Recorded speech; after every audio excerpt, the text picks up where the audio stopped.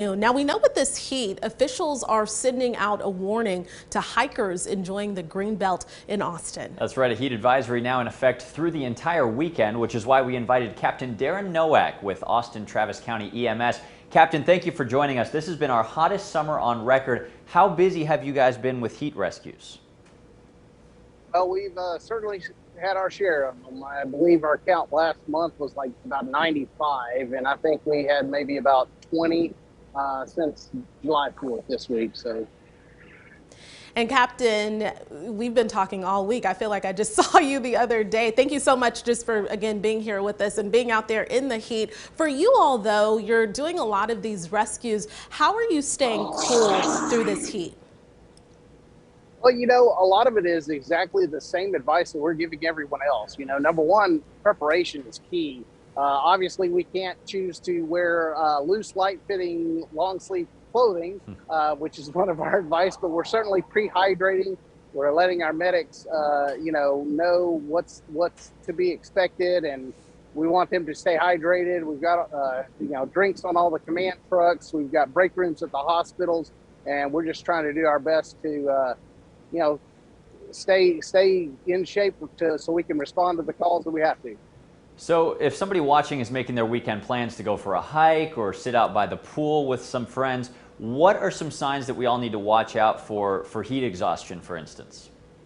So heat exhaustion is actually, one of the first steps and not as serious as heat stroke. Obviously, heat exhaustion is going to be profuse sweating, maybe some weakness, tiredness, and nausea, things of that nature. But that can quickly change to heat stroke, and that's when it becomes a true medical emergency. When you see any kind of altered mentation in someone, emergency, call 911 as soon as possible. We use the phrase, move them, cool them, call 911.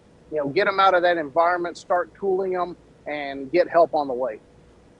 And Captain, just one last question, switching gears a little bit. Any advice now to boaters and swimmers? We know a lot of people will be headed out on the water this weekend, but any advice to them in this heat and then just making sure that they're safe in the water?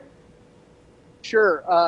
Just because you're in the water doesn't mean you can't get dehydrated. So once again, preparation's the key. Pre-hydrate, keep hydrated. Lake Travis is a very recreational area, but it's also a fluctuating level lake. So you got to be aware of dangers in the lake itself, jumping from cliffs, what's under the surface. Swimmers need to be wearing PFDs. If they're weak swimmers, you need to keep track of everybody in your party. Stay away from running boats. Number one, they give off CO, and you can be overcome by that toxic fume and go unconscious and then become a drowning situation. Or somebody could not be aware of you being around and they could put that boat in gear, and then you're a victim of a prop strike incident or something. So just be careful. Try to do things, your activities early in the morning and later in the evening. Stay out of the heat of the day. That's right. Carbon monoxide and propellers, real dangers with boating. Thank you, Jen. Thank you, Captain. Go inside and get some AC. We appreciate your time. All right.